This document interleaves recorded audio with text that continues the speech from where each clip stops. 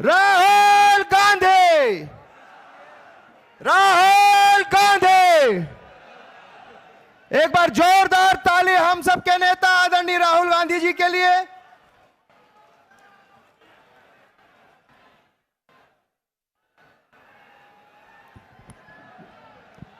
राहुल गांधी, राहुल गांधी।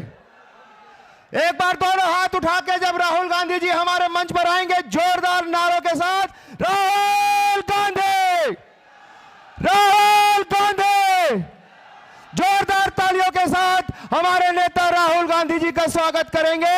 राहुल गांधी, राहुल गांधी, राहुल गांधी।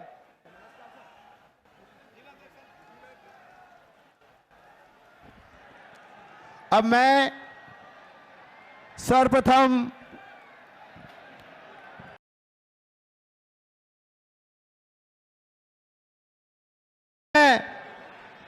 मैं प्रदेश कांग्रेस कमेटी के अध्यक्ष आदरणीय दीपक बैज जी, आदरणीय स्वागत के लिए मैं मंच पर स्वागत भाषण के लिए आपको बुलाता हूं।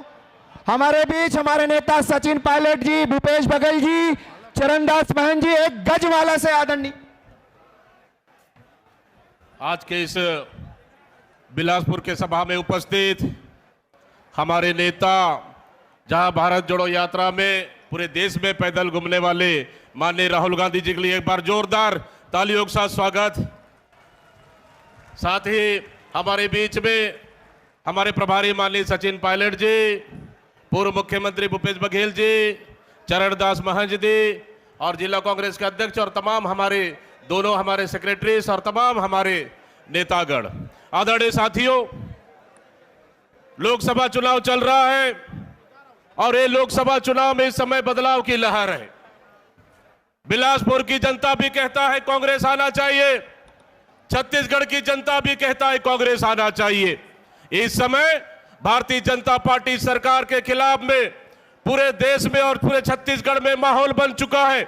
इसलिए मैं कहना चाहता हूं, पहला चरण का चुनाव हुआ, दूसरे चरण का चुनाव हुआ, दोनों चरणों के चुनाव में ऐतिहासिक जन समर्थन मिला है कांग्रेस पार्टी को छत्तीसगढ़ में। मैं आप लोगों से आज निवेदन करता हूं कि इस बिलासपुर सीट पे जीतना है और आने वाले तीसरा चरण के 7 सीट जीतना है। इसलिए सब लोग से सहयोग और आशीर्वाद का अपेक्षा करते हुए हमारे नेता को, हम लोग को सुनना है। इतनी बोलकर मैं अपनी वाणी को विराम दे रहा हूं। बहुत बहुत धन्यवाद। जय हिंद। धन्यवाद। इसके पश्चात मैं इस प्रदेश के पूर्व मुख्यमंत्री आदरणीय भूपेश बघेल जी से निवेदन करूंगा कि वे सभा को संबोधित करें।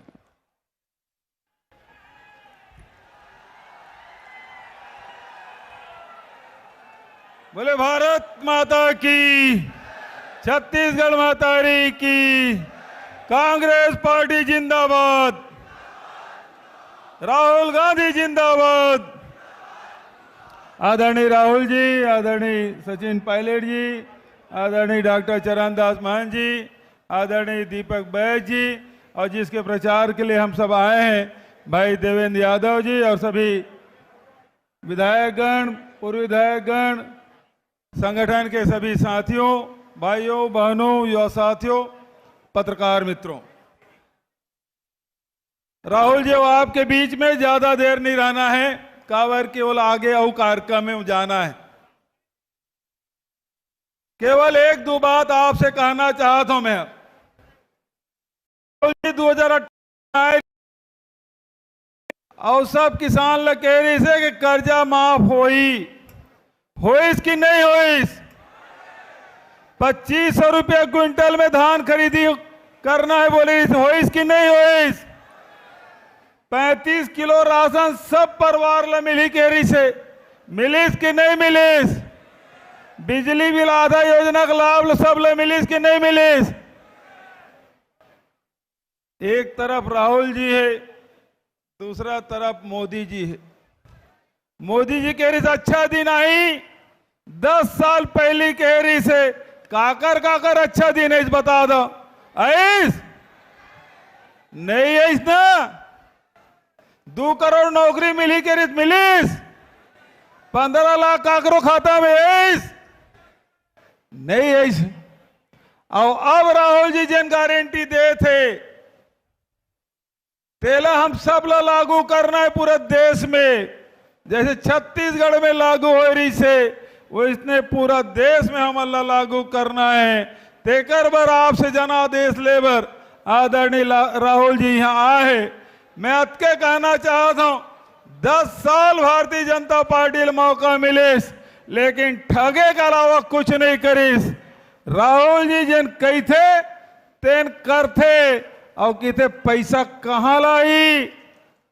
भाजपा संगवारी मन की थे जद का नारी न्याय योजना है, किसान न्याय योजना है, भागीदारी न्याय योजना है, युवा न्याय योजना है।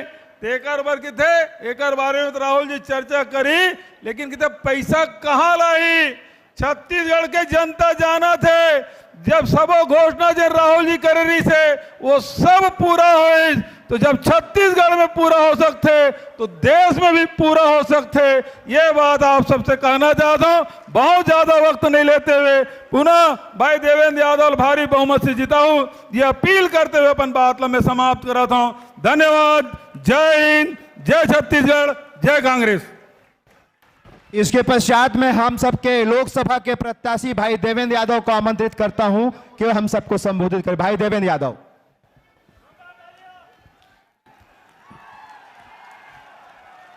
मेरे साथ सब लोग दोनों हाथ उठाकर जयकारा लगाएंगे।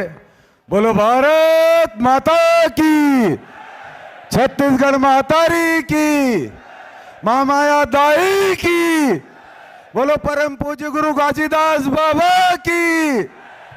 हमारे बीच में देश के युवाओं के और न्याय के आवाज हमारे नेता आदरणीय राहुल जी, यहाँ पर उपस्थित युवाओं को आगे बढ़ाने वाले आदरणीय सचिन पायलट, पूर्व मुख्यमंत्री भूपेश बघेल जी, अध्यक्ष दीपक बैज जी, सभी सम्मानित मंच। मैं आप सब के बीच में बस इतना कहना चाहता हूं, पिछले 35 वर्षों से बिलासपुर की जो आम जनता है उसके साथ भारतीय जनता पार्टी ने छल किया है। हमेशा वो आपको वोट देने की मशीन बनाकर अपने प्रत्याशी को जिताकर ले जाते हैं लेकिन उनका प्रत्याशी पलट के आपके पास, आपके गांव, आपके सुख दुख में नहीं आता है। मैं आपसे ये बात कहना चाहता हूं, आपसे ये आह्वान करना चाहता हूं, आज ये अवसर है बदलाव का। आज ये अवसर है कि एक ऐसे कांग्रेस पार्टी को यहां पर हम लोग मजबूती से खड़े करें जो आपके बीच में, आपके सुख दुख में, आपके छोटे बड़े काम में आपके बीच में शरीक रह सके। मैं आपसे उम्मीद करता हूं, आपसे निवेदन करता हूं, जिस तरीके से पिछले 2 चरण के चुनाव हुए हैं बीजेपी टाए टाए फेस हो चुकी है। अब हम लोगों को एकजुट होकर इस बार चुनाव लड़ना है। और मैं आदरणीय राहुल जी से ये कहना चाहता हूं, मुझे पूरा भरोसा है यहाँ बैठे हुए एक एक व्यक्ति पर, वो इस बार खुद देवेंद्र यादव बनकर चुनाव लड़ रहे हैं। और अगर मेरी बात सही है तो तालियों की गूंज से इस बात का समर्थन करें। गांव-गांव में हर जगह पर एक एक व्यक्ति लगातार लगा हुआ है क्योंकि सभी लोग ये जानते हैं कि कांग्रेस आएगी तो राहुल जी आएंगे और राहुल जी आएंगे तो न्याय होगा। और ये न्याय की लड़ाई है, संविधान की लड़ाई है, हमारे आत्मसम्मान की लड़ाई है। और ये जो अहंकार भारतीय जनता पार्टी के नेताओं को है वो अहंकार खत्म करने की लड़ाई है। मुझे पूरा भरोसा है आपका साथ आशीर्वाद मिलेगा। आप सभी लोगों से पुनः हाथ जोड़कर निवेदन करते हुए कि 7 मई को ये मौका जाने नहीं देना है। एदारी मजा नहीं आए, एक बार ओ मजबूती से बदल ना। एदारी, एदारी मेरे साथ दोनों हाथ से नारा लगाएंगे, लड़ेंगे, लड़ेंगे, लड़ेंगे कांग्रेस पार्टी। अब मैं हमारे नेता आदरणीय राहुल जी को मैं आमंत्रित करता हूं, जोरदार तालियों से दोनों हाथ उठाकर सभी खड़े होकर, राहुल गांधी जिंदाबाद, राहुल गांधी जिंदाबाद, राहुल गांधी जिंदाबाद, राहुल गांधी जिंदाबाद। जोरदार तालियों से स्वागत करेंगे।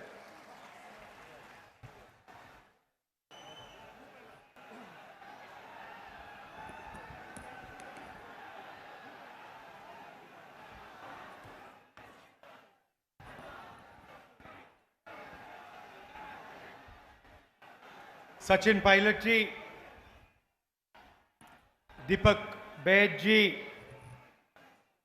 भूपेश बघेल जी, चरणदास महंत जी, फूलो देवी नेताम जी, मोहन मरकाम जी, धनेन्द्र साहू जी, हमारे कैंडिडेट देवेंद्र यादव जी और स्टेज पे कांग्रेस पार्टी के वरिष्ठ नेता, हमारे प्यारे कार्यकर्ता बब्बर शेर,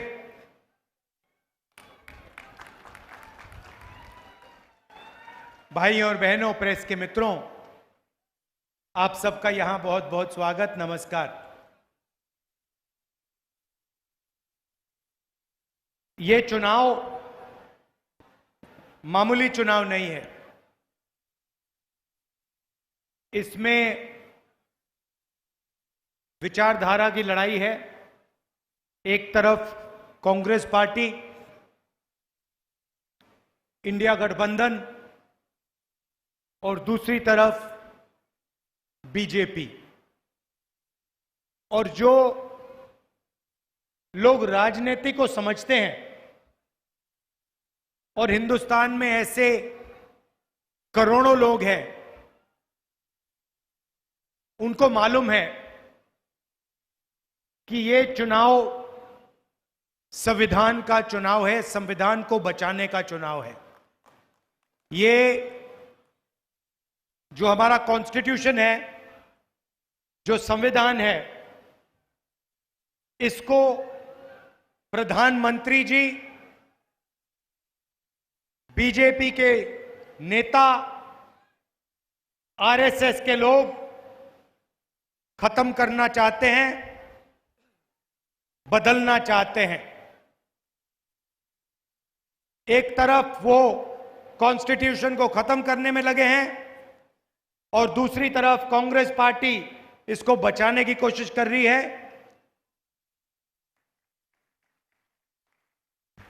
तो ये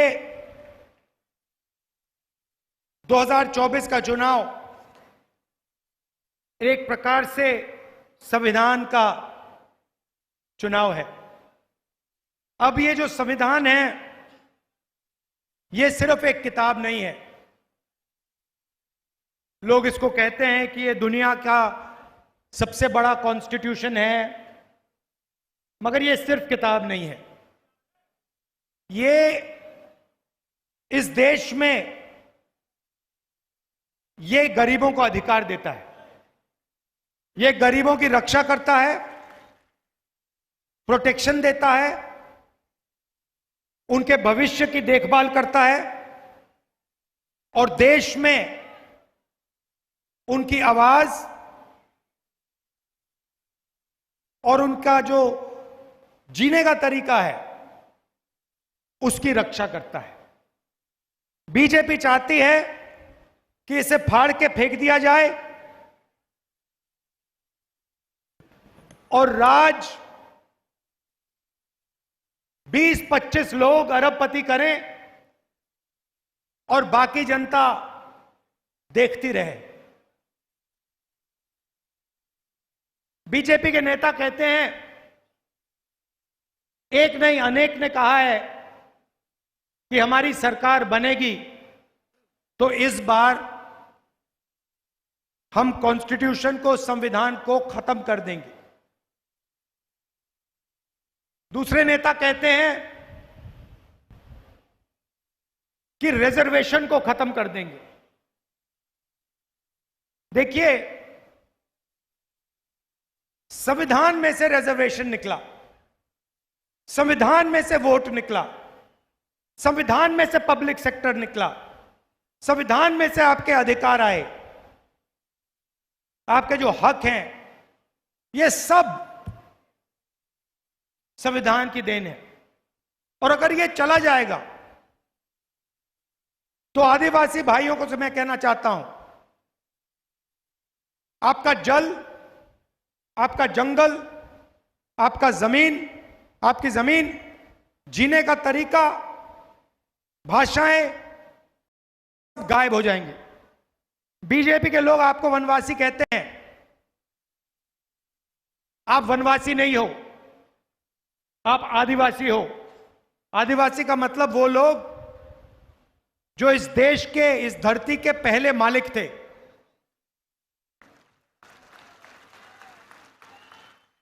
और ये चाहते हैं, आपको वनवासी कहते हैं और चाहते हैं कि भैया आपका जंगल गायब हो जाए, जमीन चले जाए, जल चले जाए और आप बाकी प्रदेशों में जाके सड़कों पे भीख मांगो। दलितों को अगर अधिकार मिला तो कॉन्स्टिट्यूशन ने दिया, संविधान ने दिया। पिछड़ों को रिजर्वेशन मिला, संविधान ने दिया। इसके बिना, मैं आपको बता रहा हूं, इसके बिना हिंदुस्तान के गरीब लोगों के लिए कुछ नहीं बचने वाला है। ये कहते हैं कि हम रिजर्वेशन के खिलाफ नहीं हैं। रिजर्वेशन एक सोच है। रिजर्वेशन का मतलब हिंदुस्तान के पिछड़ों को, दलितों को, आदिवासियों को देश में भागीदारी मिलनी चाहिए।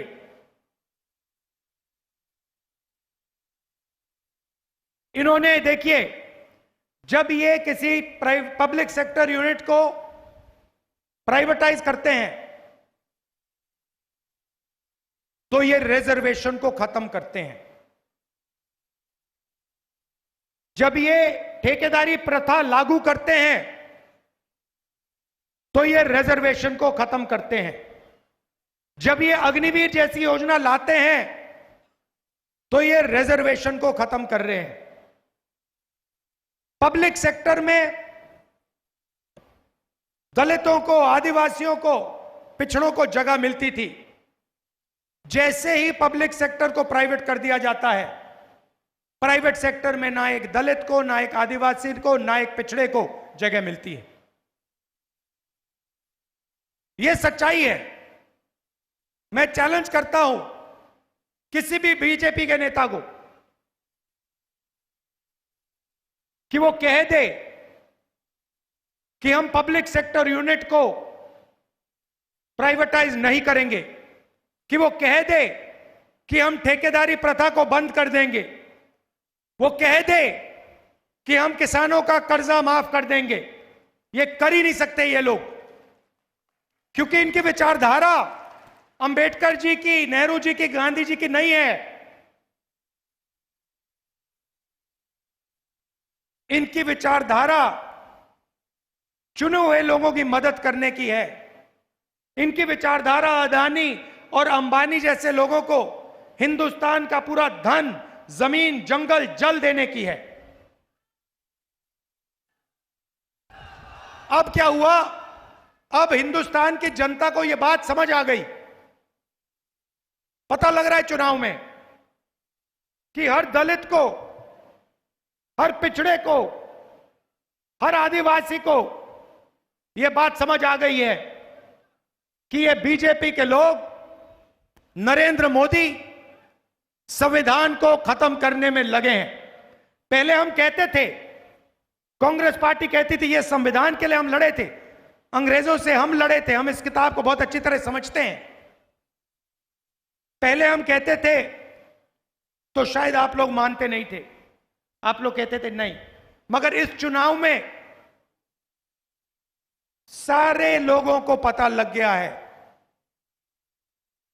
कि आक्रमण लोकतंत्र पे है, आक्रमण संविधान पे है, आक्रमण रिजर्वेशन पे है, आक्रमण पब्लिक सेक्टर पे है। सारे लोगों को यह पता लग गया है। और अब यह चुनाव लोकतंत्र को बचाने का, रिजर्वेशन को बचाने का और कॉन्स्टिट्यूशन और गरीबों के अधिकार को बचाने का चुनाव हो गया है। देखिए, पहले नरेंद्र मोदी कह रहे थे 400 पार, सुना होगा। अब बोल रहे हैं 400 पार, अब 150 पार नहीं बोल रहे हैं, क्योंकि और बयान आ रहे कि नहीं, हम कॉन्स्टिट्यूशन के खिलाफ नहीं हैं, हम रिजर्वेशन के खिलाफ नहीं हैं, हम लोकतंत्र के खिलाफ नहीं हैं। क्यों? क्योंकि उनको मालूम पड़ गया है कि देश की जनता को बात, असली बात, नब्ज पकड़ ली है देश की जनता ने कि ये लोग कॉन्स्टिट्यूशन को, गरीबों के अधिकार को जड़ से खोदकर फेंकना चाहते हैं।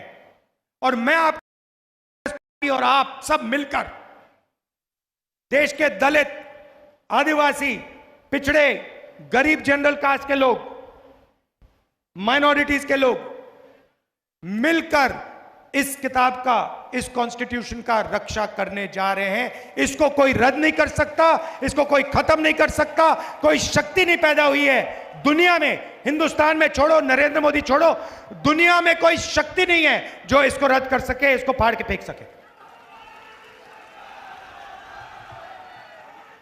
अब सवाल उठता है, इन्होंने 22 लोगों को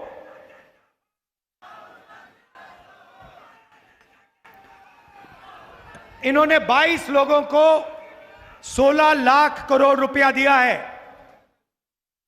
16 लाख करोड़ रुपया मतलब 25 साल का मनरेगा का पैसा 22 लोगों को पकड़ा दिया। हमने कर्जा माफी की थी किसानों की। अगर आप 24 साल हर साल हिंदुस्तान के सब किसानों का कर्जा माफ करो तो 16 लाख करोड़ रुपए बनता है। आप समझिए, 25 साल का मनरेगा पैसा इन्होंने माफ करके अरबपतियों को पकड़ा दिया। हालत यह बनी है कि 22 लोगों के पास उतना ही धन है जितना हिंदुस्तान के 70 करोड़ लोगों के पास है। 1%, हिंदुस्तान का 1% 40% धन को कंट्रोल करता है। यह नरेंद्र मोदी जी के देन है। पब्लिक सेक्टर के यूनिट प्राइवेटाइज करते जाते हैं, रेलवेज को प्राइवेटाइज करने की कोशिश कर रहे हैं।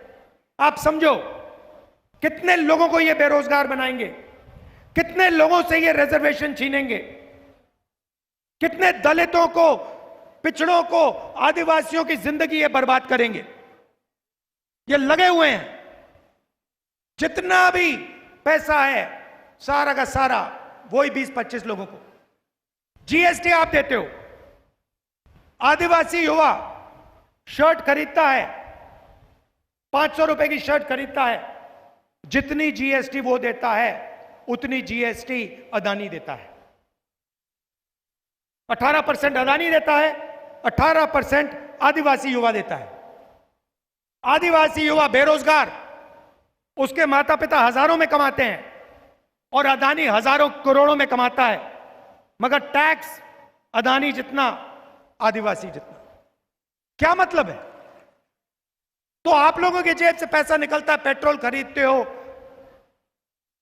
पेट्रोल खरीदने का पैसा आपके जेब से निकलता है, अदानी की ओर जाता है। बिजली का स्विच ऑन करते हो, अदानी को पैसा जाता है। शर्ट खरीदते हो, अदानी को पैसा जाता है। जंगल जाता है, जमीन जाती है, जल जाता है। तो पूरा का पूरा फायदा उनको पकड़ा दिया। तो अब कांग्रेस पार्टी क्या करने जा रही है? मैं आपको खुश करने के लिए 2-3 चीजें आपसे कहना चाहता हूं। मूड आपका अच्छा हो जाएगा। संविधान को बचाना है, रिजर्वेशन को बचाना है, मगर जितना धन उन्होंने अदानी को दिया उतना धन हमें आपको देना है।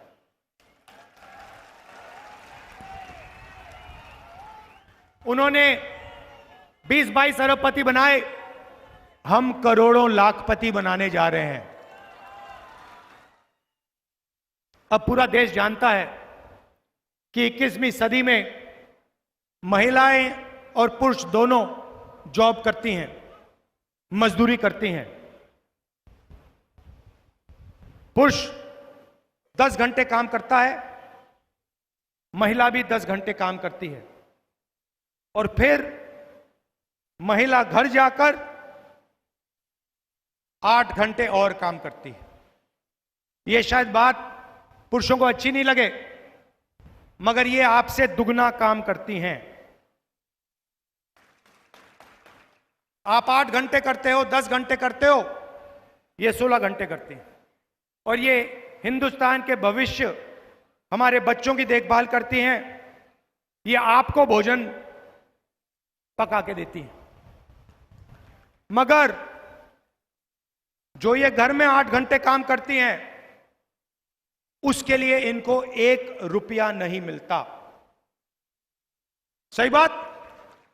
कभी नहीं मिला ना आपको? तो कांग्रेस पार्टी अब एक नई योजना लाई है, महालक्ष्मी योजना। हिंदुस्तान के गरीब परिवारों की लिस्ट बनेगी। करोड़ों परिवार हैं, सबकी लिस्ट बनेगी।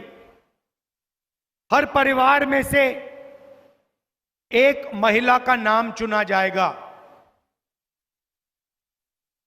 किसान परिवार होंगे, दलितों के, आदिवासियों के, गरीब जनरल कास्ट के, कारीगरों के, जो भी गरीबी रेखा से नीचे है, उनकी लिस्ट बनेगी। एक महिला हर परिवार में से चुनी जाएगी और फिर उस महिला के बैंक अकाउंट में साल के 1 लाख रुपए कांग्रेस पार्टी डालने जा रही है।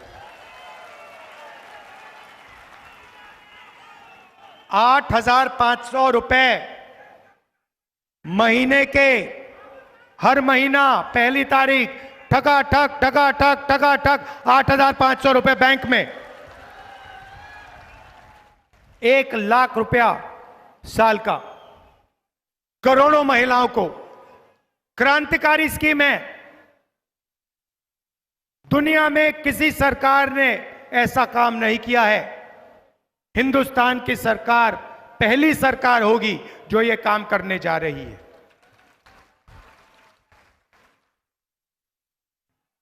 नरेंद्र मोदी जी ने युवाओं को बहुत तंग किया।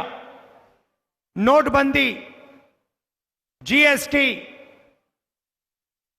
इतनी बेरोजगारी हो गई है आज।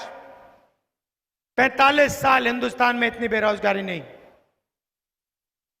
अब युवा कह रहे हैं कि हमारे लिए क्या होगा, मैं आपको बताने आया हूं। अदानी जैसे लोगों का बेटा बेटी टेम्परेरी जॉब करते हैं। रोजगार पाने से पहले वो अपने माता पिता के कंपनी में काम करते हैं। 6 महीने, 1 साल की अप्रेंटिसशिप होती है, ट्रेनिंग होती है, उनको जेब में पैसा मिलता है। मगर यह सुविधा हिंदुस्तान के करोड़ों युवाओं को नहीं मिलती। आम ग्रेजुएट्स को, डिप्लोमा होल्डर्स को नहीं मिलती। आपका पेपर लीक होता है, आपको कष्ट पहुंचता है, आपको रोजगार नहीं मिलता, आपको अप्रेंटिसशिप भी नहीं मिलती। इसीलिए कांग्रेस पार्टी हिंदुस्तान के करोड़ों बेरोजगार ग्रेजुएट्स को, कॉलेज यूनिवर्सिटी ग्रेजुएट्स को, डिप्लोमा होल्डर्स को अप्रेंटिसशिप का अधिकार देने जा रही है। मतलब समझा देता हूं सरल तरीके से। पहली नौकरी पक्की, आपको अधिकार मिलेगा। हिंदुस्तान की सरकार गारंटी करेगी 1 साल की नौकरी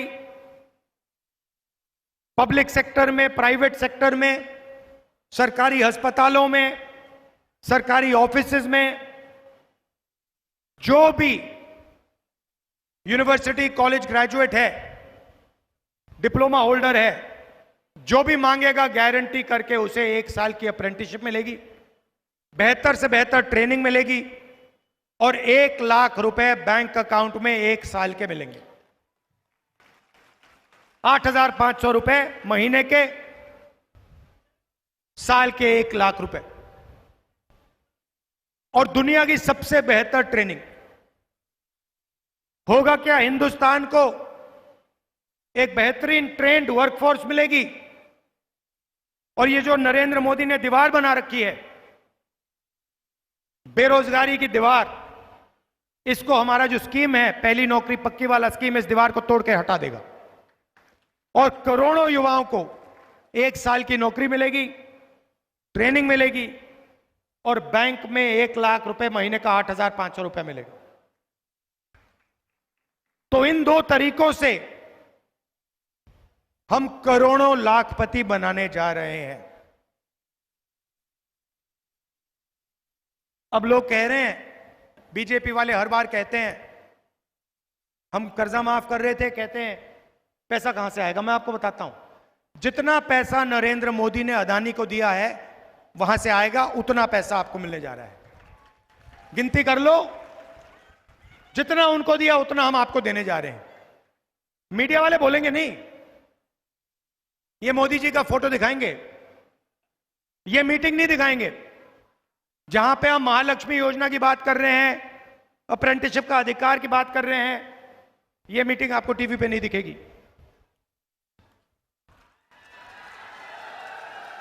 ये भी पता लगा लो भाई और बहनों, ये भी पता लगा लो, मीडिया के मालिकों में, बड़े बड़े एंकर्स में आदिवासी कितने हैं, दलित कितने हैं, पिछड़े कितने हैं, ये पता लगा लो। अगर समझना चाहते हो कि आपके जो मुद्दे हैं टीवी पे क्यों नहीं आते, तो ये पता लगा लो। कभी आपने किसान का मुद्दा टीवी पे देखा है? ना। महंगाई के बारे में कभी किसी एंकर को बोलते हुए देखा? ना। भागीदारी की बात कभी किसी एंकर से सुनी? ना। रिजर्वेशन कभी किसी एंकर से सुनी बात? ना। आपका कोई है ही नहीं इसमें। एक पिछड़ा, एक दलित, एक आदिवासी, एक गरीब जनरल कास्ट का नहीं है इनमें। ये अरबपतियों के हैं, ये उनकी बात करते हैं। उनकी शादी होगी तो पूरा हिंदुस्तान देखेगा, 24 घंटा चलाएंगे। अरबपति की शादी होगी, डांस गाना सब दिखेगा आपको। मगर किसान भूखा मर जाए, हाथ जोड़ता मर जाए, कभी टीवी पे नहीं दिख सकता आपको। मजदूर पिसा जा रहा है, मर रहा है, ये कहते हैं मनरेगा नहीं देना चाहिए, आदत खराब हो जाती है मजदूरों की। मगर जब अरबपतियों का कर्जा माफ होता है तो उनकी आदत खराब नहीं होती।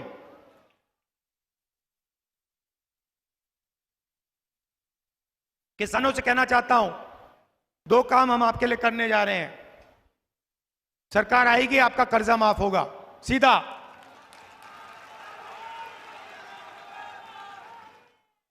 और आपको legal guarantee minimum support price MSP देने जा रहे हैं हम।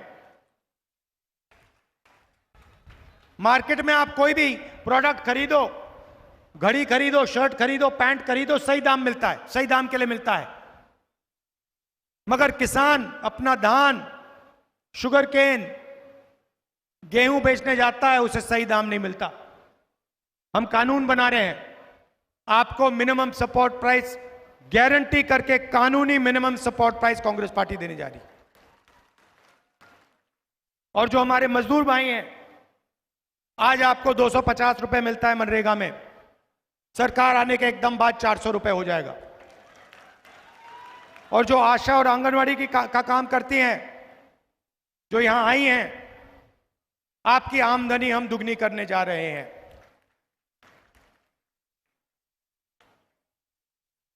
ये कांग्रेस पार्टी आपके लिए कर रही है। अब आप बीजेपी का मैनिफेस्टो देखिए, उसमें आपको कहेंगे कि भैया चांद पे पहुंचा देंगे 2 हिंदुस्तानियों को। मोदी जी कहेंगे कोविड आता है, मोदी जी कहते हैं थाली बजाओ, मोबाइल फोन की लाइट जलाओ। और काम 22-25 लोगों का होता है। यह मैं आपसे कहना चाहता था, गरीबों की, कमजोर लोगों की, दलितों की, पिछड़ों की, आदिवासियों की सरकार बनाओ। कांग्रेस पार्टी का पूरा समर्थन करो। और यहां देवेंद्र कहां है? देवेंद्र जी इधर आओ, इसको भैया लोकसभा में पहुंचाना है, ये आपकी जिम्मेदारी है। ये मैं इसको जानता हूं, ये आपके लिए अच्छा काम करेगा। पूरा दम लगा के, युवा है यहां जो युवा हैं, पूरा दम लगा के इसका समर्थन करना है, इसको जिताना है, पहुंचाना है वहां पे लोकसभा में। आपकी रक्षा करेगा। धन्यवाद। और सबसे जरूरी बात मत भूलना, इसकी रक्षा हो रही है और इसके बिना इस देश में दलितों के लिए, पिछड़ों के लिए, आदिवासियों के लिए, अल्पसंख्यकों के लिए, गरीब जनरल कास्ट के लिए कोई जगह नहीं रहेगी। यह चुनाव लोकतंत्र को बचाने का है, संविधान को बचाने का है और रिजर्वेशन को बचाने का है।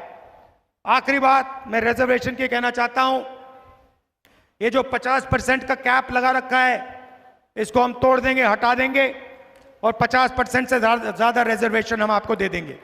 आप सबका दिल से बहुत बहुत धन्यवाद। नमस्कार, जय हिंद। राहुल गांधी, राहुल गांधी। आदरणीय विजय पांडे जी।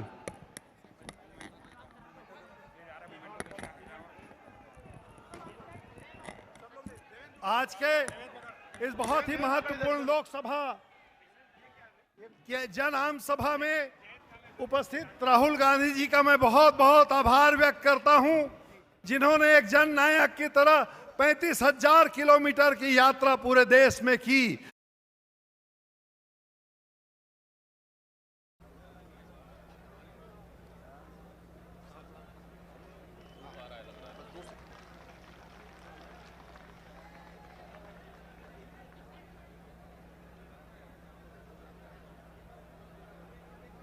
जांजगीर के इस पावन धरा में आप सबके तरफ से मैं आदरणीय खड़गे जी का इस मंच के माध्यम से स्वागत करता हूं, अभिनंदन करता हूं, वंदन करता हूं। परम आदरणीय अखिल भारतीय कांग्रेस कमेटी के अध्यक्ष महोदय, आप इस गरीब खाने में आए, आपका बहुत बहुत स्वागत है।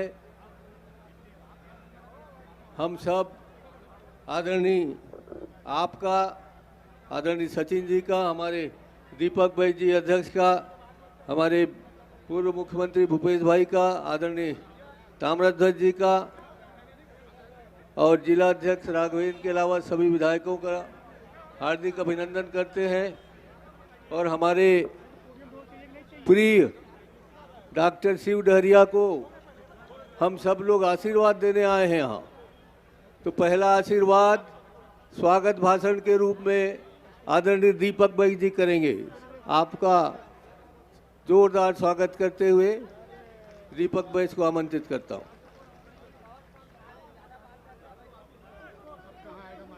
आज के इस जांजगीर लोकसभा की इस चुनावी सभा में उपस्थित हमारे बीच में हमारे देश के और अखिल भारतीय कांग्रेस कमेटी के अध्यक्ष माननीय श्री मल्लिकार्जुन खड़गे जी हम लोग के बीच में उपस्थित हैं। हमारे छत्तीसगढ़ के धरती और जांजगीर चांपा में एक बार जोरदार तालियों से स्वागत करिए हमारे खड़गे जी को। हमारे बीच में माननीय सचिन पायलट जी छत्तीसगढ़ प्रभारी और पूर्व मुख्यमंत्री भूपेश बघेल जी, चरणदास महंत जी और हमारे प्रत्याशी शिव डहरिया जी और तमाम हमारे राज्यसभा सांसद और ताम्रध्वज साहू जी, फूलदेवी नेताम जी, तमाम हमारे मंचासीन नेतागण, विधायक साथी, पूर्व विधायक, जिला कांग्रेस के अध्यक्ष और दूर दराज से आए सभी हमारे आदरणीय कार्यकर्ता और माता बहनें। आदरणीय साथियों, लोकसभा का चुनाव चल रहा है। ये चुनाव देश का चुनाव है। पूरे देश में बदलाव की लहर चल रहा है। छत्तीसगढ़ में भी बदलाव की लहर चल रही है। पहला चरण बस्तर से शुरुआत हुआ, दूसरा चरण भी हो गया। ये दोनों चरण में छत्तीसगढ़ में साबित कर दिया कि छत्तीसगढ़ में भारतीय जनता पार्टी के खिलाफ में हवा शुरू हो चुकी है और बदलाव तय हुआ है। आदरणीय साथियों, आपको तय करना है। ये तीसरा चरण का चुनाव है। ये तीसरा चरण में आपको तय करना है कि जांजगीर चांपा हमारा कांग्रेस का गढ़ है। जांजगीर चांपा में 8 विधानसभा कांग्रेस के पास है और जांजगीर विधानसभा लोकसभा भी इस समय हमारी पार्टी ने माननीय शिव डहरिया जी को प्रत्याशी बनाया है। इस समय जांजगीर लोकसभा भी हम ऐतिहासिक वोटों के साथ जीतेंगे। कोई ताकत जांजगीर लोकसभा को नहीं रोक सकता।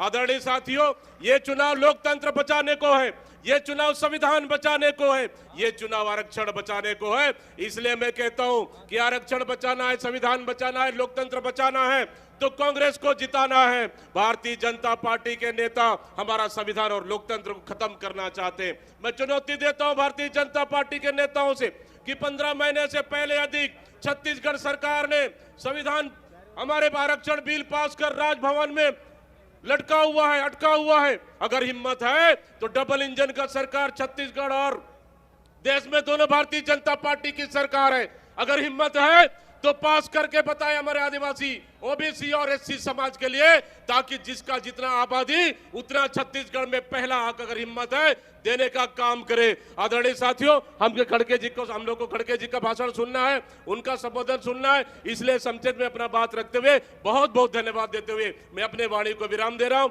जय भारत, जय छत्तीसगढ़, जय हिंद, जय कांग्रेस। धन्यवाद।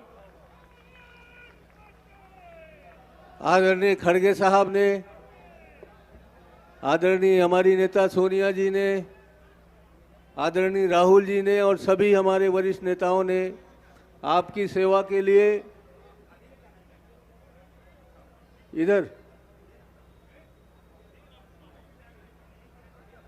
आपके सेवा के लिए डॉक्टर शिव डहरिया को चुना है। मैं शिव डहरिया जी से निवेदन करूंगा,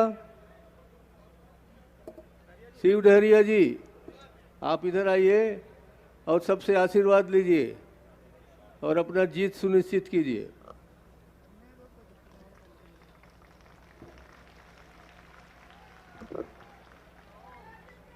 हमारे देश के राष्ट्रीय कांग्रेस के अध्यक्ष आदरणीय मल्लिकार्जुन खड़गे जी, मंच में उपस्थित हमारे प्रदेश के प्रभारी महासचिव आदरणीय सचिन पायलट जी, आदरणीय हमारे पूर्व मुख्यमंत्री भूपेश बघेल जी, आदरणीय हमारे डॉक्टर चरण महन जी, ताम्रध्वज साहू जी, विजय जांगड़ जी, फूलो देवी नेताम जी और हमारे सबो विधायक मान व्यास भाई, राम कुमार यादव जी, कविता जी, संदीप यादव जी, राघवेंद्र सिंह जी, चंद्रदेव राय जी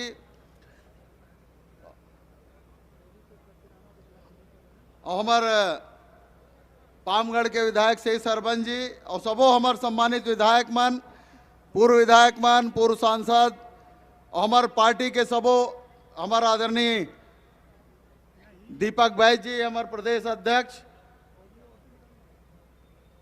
और मंच में उपस्थित हमारे सबो सम्मानित नेता मन और हमारे जांजगीर चांपा लोकसभा क्षेत्र के सबो क्षेत्र से आए हमारे 24 कैरेट सोना से भी ज्यादा सबो कार्यकर्ता साथी मान, हमारे समलेश्वरी दाई, नहरिया बाबा, गिरौदपुरी धाम और माँ चंद्रहासिनी और सबरी धाम के ऐसे जगह है जहाँ हमारे जांजगीर चांपा क्षेत्र बसे हुए हवे और ऐसे क्षेत्र से आए सबो भाई दाई मल्ला, सबो साथी मल्ला मोर जय जोहार, जय सतनाम। हमार कांग्रेस पार्टी जो कथे ओला करते, जैसे हमन कह रहे पिछले समय कर्जा माफ करबो, कर्जा माफ करें, बिजली के बिल हाफ करें, 2500 धान के देबो कह रहे, लगातार 5 साल देन, बेरोजगारी भत्ता भी देन, पानी भरना के पैसा भी माफ करें और हमार कांग्रेस पार्टी जे कथे ओला करते। लेकिन भारतीय जनता पार्टी जो कथे ओला करे नहीं। अभी यह देश के एक बड़े नेतारी से शक्ति में जब पत्रकार मन होकर से बात करना चाहिए तो पत्रकार भाई मन बैठे ये मतलब अंदर नहीं घुसन दिस, कहीं पत्रकार मन से मैं नहीं बात कर रहा हूँ। कहा पाए कि 2014 में 2019 में जो वादा कर रही सोला पूछा थे तो जवाब नहीं दे सके थे, ओकर गारंटी फेल हो गए, ओकर डबल इंजन फेल हो गए। आओ एकर जे मन 20 साल से या भारतीय 25 साल से भारतीय जनता पार्टी के सांसद हवे, एको दिन घर ला नहीं निकले। मैं 8 विधानसभा घूम के आए हूँ, 8 विधानसभा में 5 साल में एक दिन नहीं घूमे, न क्षेत्र के बात ला सरकार के पास उठाए न लोकसभा में उठाए।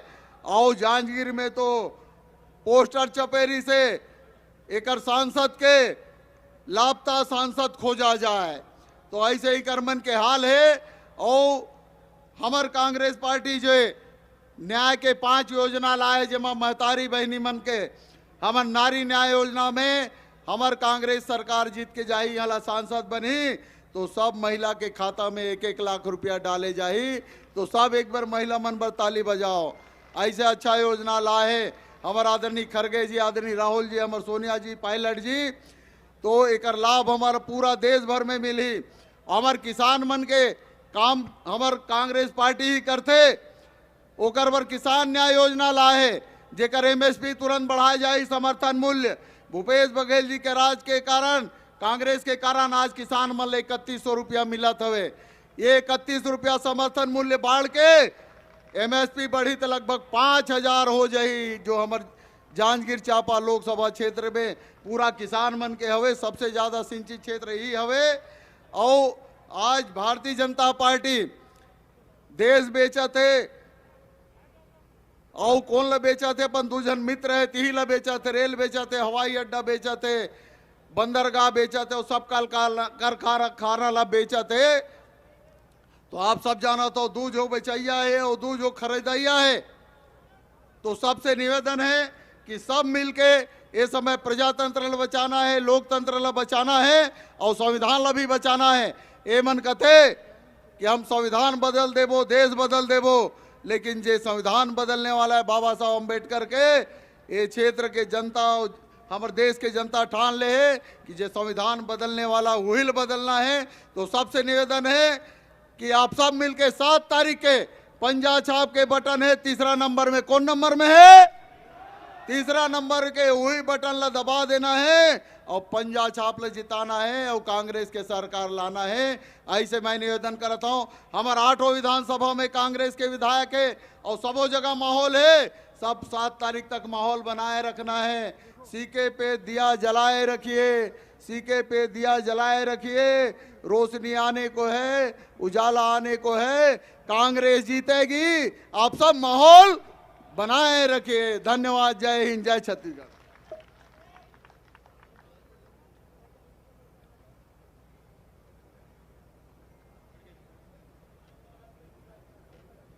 परम आदरणीय खड़गे साहब, आप सब ने, आदरणीय राहुल जी ने जो पद यात्रा करके, जो न्याय यात्रा करके, जो आम लोगों की बात को न्याय पत्र में घोषणा पत्र के रूप में दिया है, वो घोषणा पत्र इतना ऐतिहासिक बना है कि भारतीय जनता पार्टी और उसके नेताओं के दिमाग खराब हो गए। और इस घोषणा पत्र, हमारी घोषणा पत्र की चर्चा वो बार बार कर रहे हैं। मैं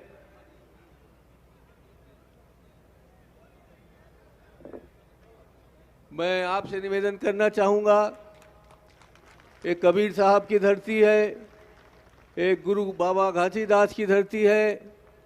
इन्हीं के आधार पर आदरणीय अंबेडकर जी ने हमारा संविधान बनाया।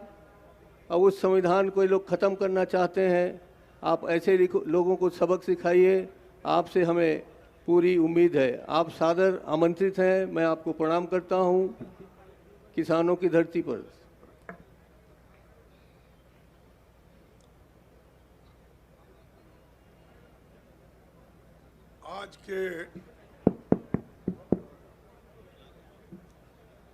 आज के इस चुनावी सभा में पूर्व मुख्यमंत्री श्री भूपेश बघेल जी और हमारे पार्टी के जनरल सेक्रेटरी श्री सचिन पायलट जी, दीपक बैस जी, ताम्रध्वज साहू जी, फूलो देवी नेताम जी, शिव डैरिया जी, सभी, चरणदास महंत जी बोला मैं, और कौन? तो इस मंच पर बैठे हुए सभी मेरी पार्टी के नेतागण, और यहाँ पर पधारे हुए मेरे भाइयों बहनों, युवा मित्रों, मीडिया के मेरे दोस्तों, अभी आपके सामने बहुत से नेता बोलने वाले हैं। सचिन पायलट जी बात करेंगे, भूपेश बघेल जी बात करेंगे, और भी नेता जिनका नाम है वो सभी नेता तुमको बात करके समझाएंगे कि किस ढंग से अपने को वोटिंग करना है और क्यों करना है, किस लिए करना है, ये सारी बातें वो समझाएंगे। मैं सिर्फ आपसे मिलना, ये दूसरी बार है मैं आपका दर्शन यहाँ पर ले रहा हूँ। पहले एक बार आया था, उस वक्त मैं आपसे मिल के गया, और इस बार कुछ मांगने के लिए मैं आया हूँ। और मुझे आशा है आप कभी मुझे निराशा नहीं करेंगे, राहुल गांधी जी को भी निराशा नहीं करेंगे, सोनिया गांधी जी को भी निराशा नहीं करेंगे, और यहाँ पर मंच पे बैठे हुए लीडर्स को भी आप निराश नहीं करेंगे, ऐसी मेरी आशा है। जय जोहार, जय छत्तीसगढ़ महतारी। आज सभी जहां जितने उतना ही उत्साहित यहाँ पर लोग जो आए हैं इस रैली में, मैं आप सभी का धन्यवाद करता हूं। क्यों इतनी कड़ी धूप में आपने जो हमारे कांग्रेस पार्टी के नेतृत्व में चलने वाली सभा में आए हैं। साथियों, यहाँ पर हमको इस चुनाव में जिताने का निर्णय लेना है। इससे पहले हमने चुनाव में सभी लोग आते थे, वोट मांगते थे और चले जाते थे, लेकिन ये चुनाव देश को एकता के साथ रखने का चुनाव है। ये चुनाव हमारे संविधान को बचाने का चुनाव है, और ये चुनाव देश के लोकतंत्र को बचाने का चुनाव है। मैं इसलिए कह रहा हूं, मोदी जी और उनके चेले बार बार कहते हैं कि हमको 400 पार आंकड़े दे दो। कई के लिए? गरीबों के भलाई के लिए नहीं, शेड्यूल ट्राइब्स के लिए नहीं, पिछड़े हुए लोगों के लिए नहीं, जो भी तबका गरीब तबका है, चाहे वो ऊपर जाति के हो, नीचे जाति कोई भी हो, किसान हो, उनके हकूक को खत्म करने के लिए वो 400 पार की बात कर रहे हैं। उनके लोग हर जगह बात करते हैं। इस बार अगर हमको 2/3 मेजॉरिटी अगर आप देंगे, हम संविधान बदल के दिखाएंगे। ये बहुत से लोगों ने बार बार कहा, इस बार भी वही बात कर रहे हैं। परसों आरएसएस के मुखिया मोहन भागवत ने ये कहा कि हम संविधान बदलने वाले नहीं है, रिजर्वेशन खत्म करने वाले नहीं है, ये ऐसा ही चलते रहेगा। उन्होंने कहा, क्यों कहा? अगर आप बदलने की बात किसी जगह नहीं करते तो ये बात नहीं आती थी। ये बात हो रही इसलिए कि आपके एमपी लोग बात कर रहे, आपके एमएलए लोग बात कर रहे, आपके साधु संत तुम्हारे पीछे जो है वो बात कर रहे। सबसे ज्यादा हमारे जो देश के प्रधानमंत्री है जो नाम ही जल्दी आता है, नरेंद्र मोदी जी, वो बार बार कहते हैं, कौन कहता है संविधान बदल रहा है? भाई तुम्हारे लोग ही कह रहे हैं, क्या वो मालूम नहीं होता तुमको? जब तुम्हारे लोग जोर जोर से बोलते हैं वो भी सुने नहीं आता। मैं कहूंगा ठीक है कि आप उनकी बात नहीं समझ, कम से कम गरीबों की बात तो सुनो। इतनी महंगाई बढ़ रही है, आप सुन रहे हैं उनकी बात को? हमारे जो नौजवान लोग हैं उनको आज नौकरी नहीं है, पढ़ लिख के वो दर दर भटक रहे हैं। उनकी क्या व्यवस्था की आपने? आपने तो सत्ता में आने के लिए पहले बोला कि कांग्रेस वालों के जमाने में बड़े बड़े लोग खूब पैसे कमाए और वो पैसे विदेश में रखा, वो काला धन मैं लाऊंगा और हर एक को 15-15 लाख दूंगा। दिया उसने? नहीं दिया। अरे प्रधानमंत्री नरेंद्र मोदी झूठ बोलते हैं, झूठ बोलते हैं? नहीं, आप बोलिए झूठ बोलते हैं तो एक झूठ हो गया। उन्होंने ये भी कहा, मेरे युवकों, तुमको हर साल 2-2 करोड़ नौकरियां दूंगा। 10 साल में 20 करोड़ नौकरियां देनी थी, दिया उनने? नहीं दिया, वो भी नहीं मिला। भूपेश बघेल साहब, आप कुछ गड़बड़ कर लिए, उन्होंने दिया है, तुम नहीं दिए। मैं पूछ रहा हूं ना, वो खामोश है तो मैं क्या करूं? तो ये नहीं दिया। और उसने ये कहा, ये किसानों की धरती है बोल के हमारे जो स्पीकर साहब यहां बैठे, उन्होंने कहा कि ये किसानों की धरती है, लेकिन किसानों के लिए उन्होंने क्या कहा? किसानों के लिए उन्होंने कहा, मैं आपकी आमदनी दुगनी करूंगा। कहा कि नहीं? फिर आपको दुगनी हो गई आमदनी? नहीं, ये भी मोदी झूठ बोले। मोदी जी ये बोले, मैं जापान से पैसे लाके 1 लाख रुपए से एक बुलेट ट्रेन करूंगा। कहां पर? अहमदाबाद से लेकर बंबई तक। वो भी नहीं किया। ये भी झूठ है ना? ये झूठ है। कितने झूठ बोलते हो? झूठ पे झूठ बोलते हैं। इसीलिए मैं बोलता हूं मेरे दोस्तों, वो झूठों के सरदार है, वो झूठों के सरदार है। कभी गरीबों का पक्ष नहीं लेते, सिर्फ बात करते हैं।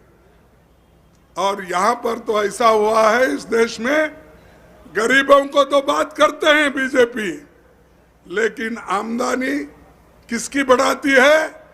अदानी और अंबानी की बढ़ाते हैं, किसी गरीब को नहीं देखते। और हमारे को सुबह उठ के शाम तक गालियां देने का एक ही, कांग्रेस को गालियां दिए बगैर उनको खाना ही नहीं पचता। नरेंद्र मोदी को, सोनिया गांधी को गालियां देना, राहुल जी को गालियां देना, प्रियंका को भी आजकल गालियां दे रहे, मुझे भी कभी कभी देते रहते हैं, क्योंकि मैं तो मुंह के सामने बोलता हूं। मैं जो कहता हूं राज्यसभा में उसका जवाब ही नहीं मिलता। आमने सामने रहते हैं तो मेरे को वहां भी सवाल नहीं मिलता।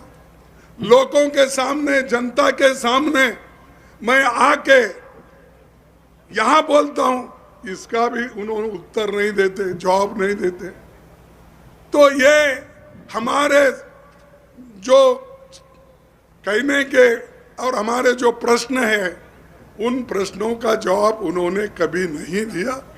सिर्फ लोगों को बहकाना, लोगों को कुछ कहना, अब बात आई तो हिंदू मुसलमान।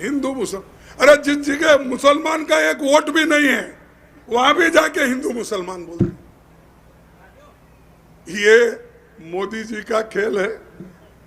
और आजकल ये भी चल रहा है कि मोदी जी ये बोल रहे कांग्रेस वाले ये बैकवर्ड्स लोगों की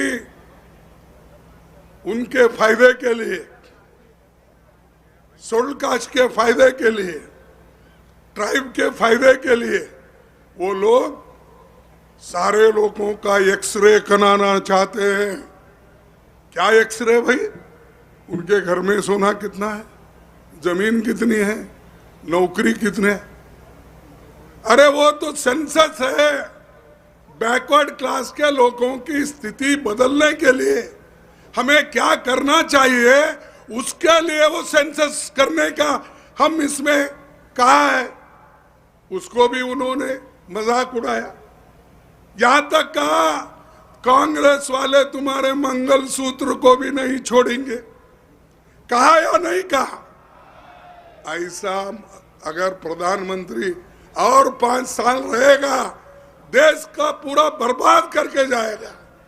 और हमेशा यही कहता है मोदी कि भाइयों मैं तो सबका साथ सबका विकास, लेकिन मैं तो कहता हूं सबका साथ तो लेता है, विकास कभी नहीं किया, सबका सत्यानाश किया। क्योंकि नोटबंदी किया, कोविड में किसको मदद नहीं किया, और कोविड में जो लोग इंजेक्शंस लिए आज फिर परेशान हैं। वो लेबोरेटरी वाले रिपोर्ट दे रहे हैं कि हार्ट अटैक ज्यादा हिंदुस्तान में इसलिए हो रहे हैं कि उस औषध में डिफेक्ट है। इसका कोई उनके पास जवाब नहीं है। और बार बार यही कहते ये मोदी ने कोविड के साथ सब लोगों को बचाया। नहीं भाई, कोविड के वक्त भी लूटे, बाकी के वक्त भी लूटे, अभी भी लूटते रह रहे हो। और सब लूट लूट के अपने दोस्तों को दे रहे। गरीबों को क्या दे रहे? गरीब देखिए, उन्होंने जीएसटी का भी ऐसा कमाल कर दिया। पहले जीएसटी किसानों पर जा होती नहीं थी, और सिर्फ जो हम खरीदते हैं और जो सामान खरीदते हैं उस पर होता था। लेकिन अब तो मोदी जी ट्रैक्टर पे टैक्स, ट्रैक्टर के टायर पे टैक्स, डीजल पे टैक्स, उसमें भी सेस लगा के वो खा रहे। और जो कुछ स्पेयर पार्ट्स है उस पे भी टैक्स, फर्टिलाइजर पे टैक्स, उसके अलावा औषध पे, अमोनिया, वो औषध पे भी टैक्स। इतना टैक्स कर दिया, शायद ही कोई आज तक कोई प्राइम मिनिस्टर ऐसा नहीं किया था। ये एक ही ऐसा बहादुर निकला गरीबों को कुचलने का। और बार बार ये बात कहते हैं, क्या कहते हैं कि मोदी है तो मुमकिन है। हाँ, मोदी है तो मुमकिन है। ईडी में अरेस्ट कर सकते हैं, इनकम टैक्स में उनको डाल देते सकते हैं, सीवीसी में डाल देते हैं। ये सब अगर मोदी है तो ही मुमकिन है। हमने हुकूमत की इस देश में 55 साल, क्या किसी का मंगलसूत्र हमने छीना? क्या किसी के जबरदस्ती टैक्स लगा के, ईडी और इनकम टैक्स को उपयोग करके लोगों को जेलों में डाला? तो भाई वो बीजेपी का अगर आपके पास आए घर घर, घर घर तो आते नहीं, उनके पास बैठे जगह बटन होता है, दबाते रहते हैं। जब आएंगे तो पूछो जो काम हम 55 साल में गरीबों के लिए किए थे, आप क्या किए थे मुझे बोलो। ये पूछना चाहिए। हम जो किए नरेगा का काम और उनके दाम को बढ़ाने का, मजदूरी बढ़ाने का काम हमने वायदा किया है। 400 रुपए प्रतिदिन हम देंगे। ये हम कोई लोग हमको नरेगा योजना करो पूछे नहीं, लेकिन ये सोनिया गांधी ने हिम्मत करके नरेगा का स्कीम लाई। तुम्हारा कौन सा ऐसा गरीबों के लिए है? एक फूड सिक्योरिटी को क्या बोलते हैं हिंदी में? खाद्य संरक्षण, हाँ सुरक्षण नहीं। और ये हमने लाया, कोई पूछा नहीं। सारे देश में किसी ने नहीं कहा। हमने ये नहीं बोला कि ये में हमारी गारंटी है बोल के नहीं बोले, लेकिन हम इस देश में रहने वाले गरीब लोग भूखे नहीं मरना, उनके बच्चे भूखे नहीं मरना, माँ बेटियां भूखे नहीं मरना, इसलिए हमने ये खाद्य सुरक्षा कानून लाए। आज करोड़ों लोगों को फायदा हो रहा है।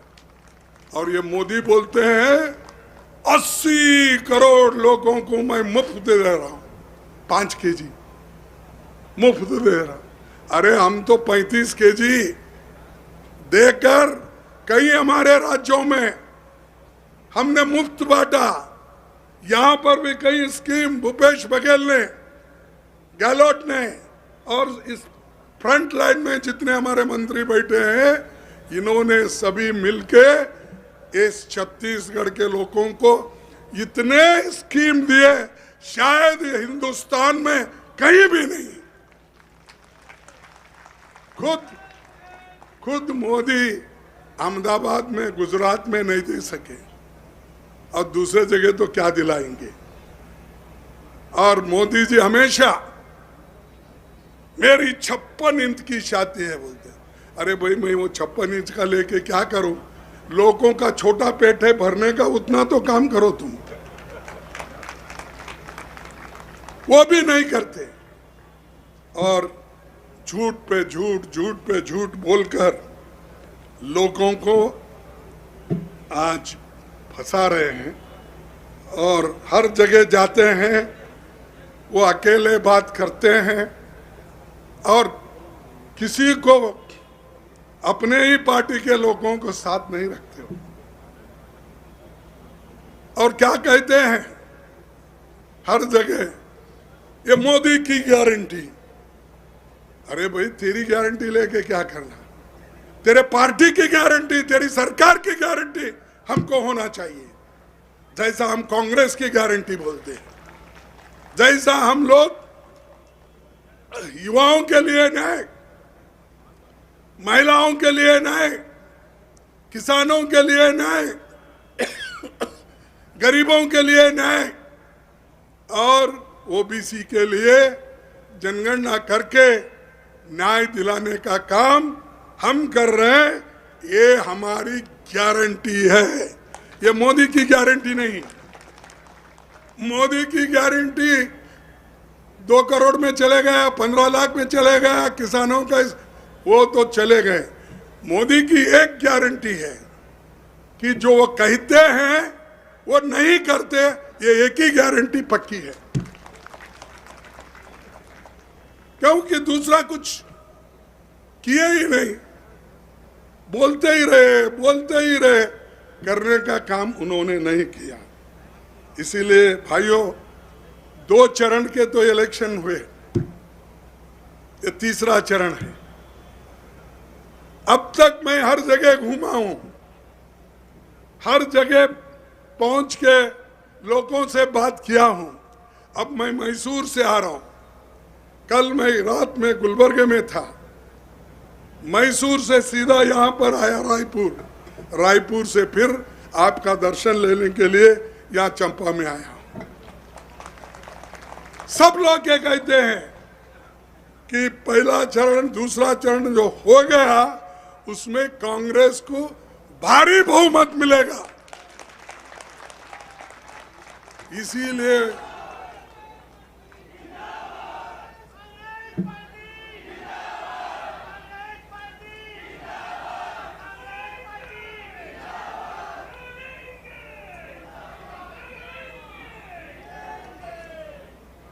और मोदी साहब बहुत अब छटपटा रहे, क्योंकि 2 इलेक्शन होने के बाद उनको ऐसा लग रहा है कि उनके पैर के नीचे जो जमीन है वो खिसक रही है। तो जब खिसक रही आदमी चिड़चिड़ा होता है, कभी हमको गालियां देता है, कभी मंगलसूत्र पे बोलता है, कभी मुगलों पे बोलता है, कभी मुसलमानों पे बोलता है, कभी मटन चिकन इस पे भी बोलता है। बोलता या नहीं? तो ऐसा प्राइम मिनिस्टर है। पंडित जवाहरलाल नेहरू से कंपेयर करते ऐसे लोगों को, इंदिरा गांधी जी से कंपेयर करते, लाल बहादुर शास्त्री से कंपेयर करते, राजीव गांधी जी से कंपेयर करते। अरे उनके मुकाबले में तुम कुछ भी नहीं हो, क्यों इतना बकते हो? उन्होंने देश के लिए तो ये कर दिया, बड़े बड़े कारखाने कर दिए, स्टील फैक्ट्रियां निकाले, कोयले की खान खोदवाए, डैम बनवाए, पब्लिक सेक्टर्स बना के उन्होंने दिया। तुम क्या बनाए भाई? तुम एक ही मोदी मोदी मोदी। और हाँ करेक्ट तुम बोले, ये जुमले हैं उनके पास, ये जुमले। लेकिन जुमले को लेकर अगर आप चलेंगे आपका पेट भी नहीं भरेगा, सर भी खराब हो जाएगा। इसीलिए दोस्तों मैं यही बोल रहा हूं, उनका अब क्या हो गया है कि कांग्रेस पार्टी आगे बढ़ रही है, हम मेजॉरिटी में आ रहे हैं, इसीलिए वो हमेशा मंगलसूत्र की, मुसलमानों की और ये सब आपके पास छीन लेके उनको दे रहे। जिसके बच्चे ज्यादा है उनको, अरे हमेशा गरीबों के बच्चे ज्यादा ही होते हैं, सिर्फ मुसलमानों के होते हैं। अब मेरे को 5 बच्चे हैं, दूसरों का मालूम नहीं मुझे, मैं अकेला था। मेरे बाप ने बोला तू अकेला संतान मेरे लिए है, क्योंकि तेरी माँ मर गई, तेरी बहन मर गई, तेरे चाचा मर गए, मेरा घर पूरा उजाड़ दिया, क्योंकि वो घर जला दिया गया एक जमाने में। वो क्यों जलाया मैं नहीं बोलता, लेकिन जल गया, सब लोग मर गए, मैं एक बचा। मेरे पिताजी जो खेत में काम करते वो 2 ही बचे। तो इसलिए मेरे पिताजी हमेशा बोलते थे, बेटा तू एक ही है मेरे लिए संतान, अगर ऑपरेशन गलती से कर लिया मैं मर जाता हूं बोले, मेरा संतान ही खत्म होता। मैं जी रहा हूं तुम्हारे संतान देखने के लिए। तो गरीबों के पास तो संतान होते ना, पैसे नहीं होते हैं, लेकिन तुम मुसलमानों का नाम ही क्यों लेते हो? मुसलमान अपने जगह पे है, इस देश के ही है।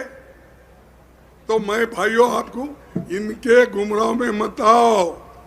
देश बनाना है, सबको लेके बनाना है, इनके जैसे देश को तोड़ने का नहीं। राहुल गांधी कन्याकुमारी से लेकर कश्मीर तक पैदल चले। कोई चला बीजेपी में? चला कोई? भाषण देने में मशहूर है वो लोग। मणिपुर से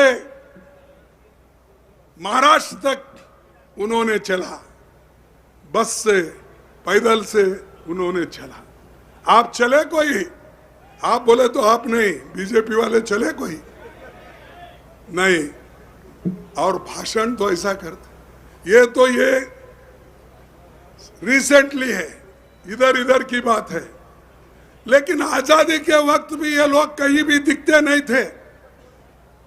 ये सब गपचुप ब्रिटिशरों का काम करते थे, नौकरी करते थे। कोई इनके घर में कोई एक साधारण व्यक्ति भी देश के लिए मरा नहीं। ये बड़े बड़े बात करते हैं कि कांग्रेस ने क्या किया। अरे अगर हम देश को आजादी नहीं दिलाते, पंडित जवाहरलाल नेहरू जी अगर इस देश में डेमोक्रेसी को कायम नहीं रखते, बाबा साहब अंबेडकर अगर देश के लिए अच्छी संविधान नहीं बनाते, तुम कहां रहते थे? मोदी जी आप जिंदा जो है, प्राइम मिनिस्टर जो है, वो कांग्रेस के वजह से है, क्योंकि हमने इस प्रजातंत्र को बचाया, संविधान को बचाया, गरीब लोगों की मदद की। जिस देश में एक दाना नहीं रहता था, अमेरिका से लाके खिलाते थे, लेकिन अब हरी क्रांति होके सब लोग आज पेट भर के खाना खा रहे हैं। व्हाइट रेवोल्यूशन, सफेद रेवोल्यूशन लाके सबको दूध दे रहे।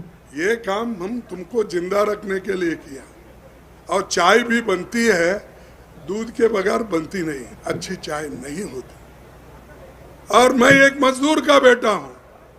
अगर मैं भी अगर तंदुरुस्त रहना तो मेरा बाप भी दूध ही पिलाता था, कभी बकरी का दूध, कभी गाय का दूध पिलाता था। तो ये देश को बनाने वाले ऐसा बनाए, लेकिन ये तोड़ने वाले लोग हर बुरी बात बोल के तोड़ते हैं, हर वक्त कुछ ना कुछ बोलते रहते हैं।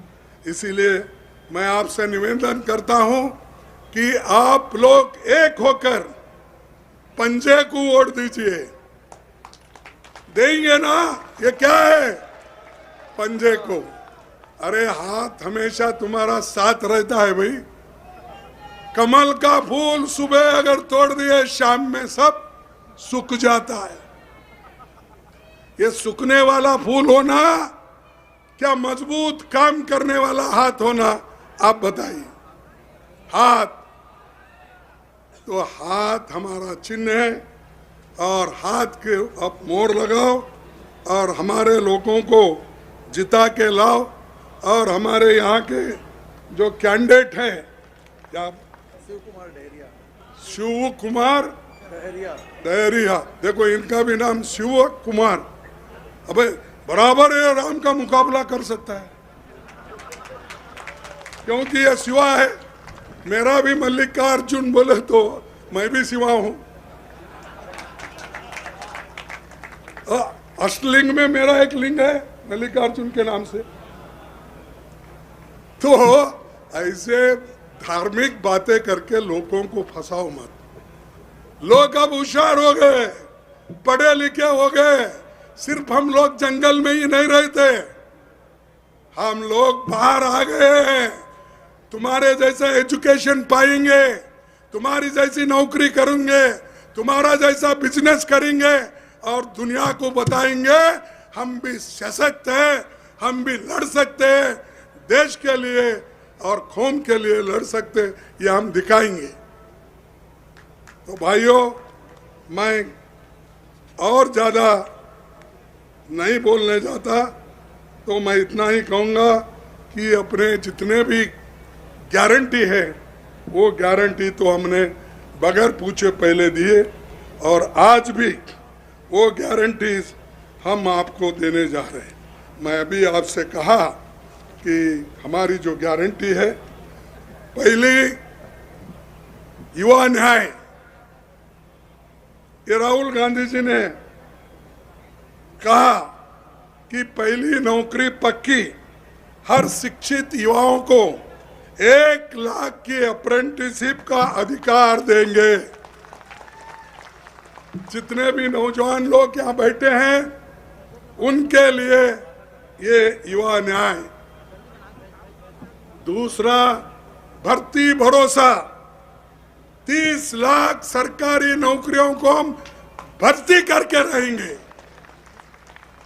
वो इसलिए नहीं कर रहे भर्ती, क्योंकि वो नौकरी अगर भर्ती करे तो शेड्यूल कास्ट को मिलेगा, शेड्यूल ट्राइब्स को मिलेगा, बैकवर्ड्स को मिलेगा। इसीलिए वो रोक के रखे, रेलवे की नौकरी रोक के रखे, पोस्ट ऑफिस की नौकरी रोक के रखे, जितने भी खाली है स्कूलों में सब वो लोग टेम्पररी ले रहे, लेकिन परमानेंट नहीं कर रहे। और ये पेपर लीक हो रहे, मजदूरों को जो आज न्याय मिलना है वो नहीं दे रहे, तो इसलिए हम श्रमिक न्याय वो भी ला रहे। आज इसके अलावा नारी न्याय के लिए हर साल एक घर में जो एक बड़ी महिला रहती है, जो घर चलाने वाले, उसको 1 लाख रुपए हम सालाना देंगे। और तीसरी, हम सावित्रीबाई फुले हॉस्टल्स हम खोलेंगे, क्योंकि हमारे बच्चे बच्चियां वहां पर ठीक ढंग से पढ़ते नहीं। किसान न्याय, ये सही दाम, एमएसपी का, कर्ज मुक्ति का, बीमा भुगतान का, ये सब हम करेंगे। इसके लिए भी ये भी गारंटी हमारी किसान न्याय की गारंटी है। श्रमिक न्याय, ये जो मनरेगा में कम दाम मिलता है उसको हम 400 रुपए, मैं जब भी बोला था 400 रुपए हम करेंगे। शहरी रोजगार गारंटी, ये भी हम देंगे। और सामाजिक सुरक्षा और सुरक्षित रोजगार, ये भी हम करेंगे। और हिस्सेदारी न्याय, गिनती करो, सामाजिक व आर्थिक समानता को, हर व्यक्ति हर वर्ग की गिनती अगर हो गई तो उनको क्या सहूलतें देना चाहिए। जैसा कि जवाहरलाल नेहरू जी ने पंचवार्षिक योजनाएं बनाई, ये कई के लिए बनाई कि लोगों की आर्थिक परिस्थिति क्या है, सामाजिक परिस्थिति क्या है, शैक्षणिक परिस्थिति क्या है, इसीलिए उन्होंने पंचवार्षिक योजना निकाली।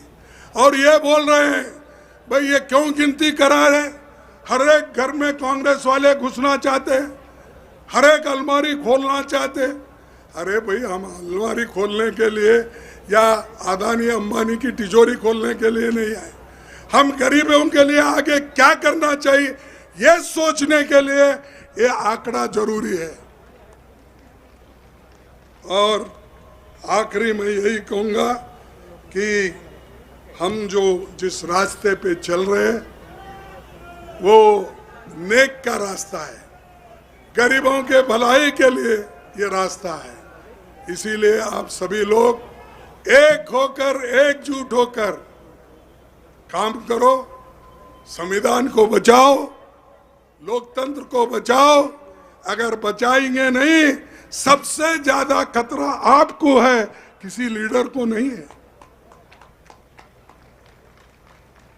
मैं समझता हूं आप यहाँ पर कब है, 7 तारीख को इलेक्शन है, और 7 तारीख को इलेक्शन है। तुम अपना काम काज छोड़ के पहला वोटिंग डालने का काम करना है। हैंड को, हाथ को आप वोट करो, देश की भलाई होगी। जब तक मोदी भाग नहीं जाएगा तब तक देश का सुरक्षा नहीं होगी, गरीबों की भलाई नहीं होगी। तो मैं अपनी बात को समाप्त करता हूं, मुझे जाना था, 10 मिनट फिर लेट हुआ। मैं 3 अपने आवाज देता हूं, तुम भी साथ में। एक है पहला,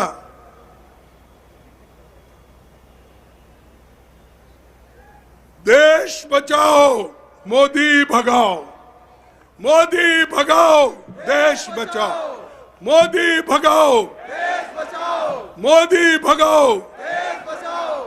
जय हिंद, जय हिंद। अरे सब इस लाइन में बैठे हुए, इस लाइन में बैठे हुए, उस लाइन में बैठे हुए, उधर जरा आवाज कमजोर। अरे थोड़ा पानी की तो व्यवस्था करना था, करे